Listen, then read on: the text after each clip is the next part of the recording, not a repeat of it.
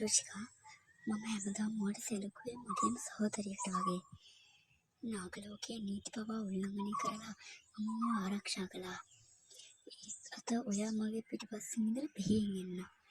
සහෝදරිය අනන්‍ය ඔයා හිටියේ හැමදාම මා ලෝකේ. හැමෝගෙන් ප්‍රශංසා කළේ ඔයාට. ඔයාගේ බලයට ඔයාගේ ලස්සනට. මම හිටියේ ඔයාගේ හැවෙනැල්ලක් කියලා විතරයි. මට ඕනේ ඔයාගේ අනුකම්පාව නෙවෙයි. මට ඕනේ බලය. යමුණ මට පොරොන්දු වුණා ඔයා විනාශ කළාට පස්සේ ආරයෙන් වෛත් වෙන්න මට කියලා. බලය වෙනුවෙන් මම යක්ෂණියක් එක්ක එකතු වුණා. යමුණ කියන්නේ මගේ තිමාපියන් ලේපි පාසිස් සතුරෙක් කියලා දැන දැනම ඔයා යාට ගෙති වුණාද? කෑ ගහන්න එපා අනන්‍යා. දැන් ඔයාගේ පැලගැනීම් නාටකය ඉවරයි. අටවෙනි මිනිමරුවාගේ ඇස් ඉස්සරහාම ඉන්නවා.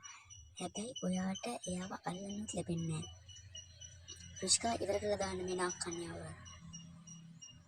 රුචිකා වදින් මතක තියාගන්න. සර්පෙක් වුණත් තමන්ගේ වර්ගයාට ද්‍රෝහය වුණාම උරුම වෙන්නේ මරණය විතරයි. මගේ දෙමාපියන් වෙනුවෙන් 7 දෙනෙක් මරලා දැම්මා. ඒ අන්තිම මිනිමරු මරන්න කලින් මගේ මාවතට හරස් වෙන ඕනෑම කෙනෙක් ඒ ඔයා වුණත් සමාවක් නැහැ. එහෙනම් බලමු නන්යා.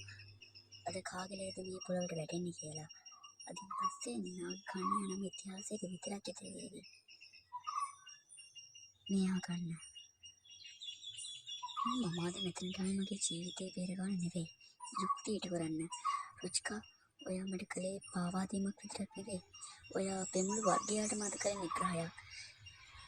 යමුනාගේ මායාවන් ඉවරෙන් දවස් 7යි. ඔබ ඔය වචන වලට වඩා මගේ මන්ත්‍ර බලවත් අනන්‍යා. මන්ත්‍ර වලට වඩා බලවත් වෙන අවංක චේතනාවයි සත්‍යයි. අද මේ නාගමාණික්කේ බලෙන් මම දිවුනවා.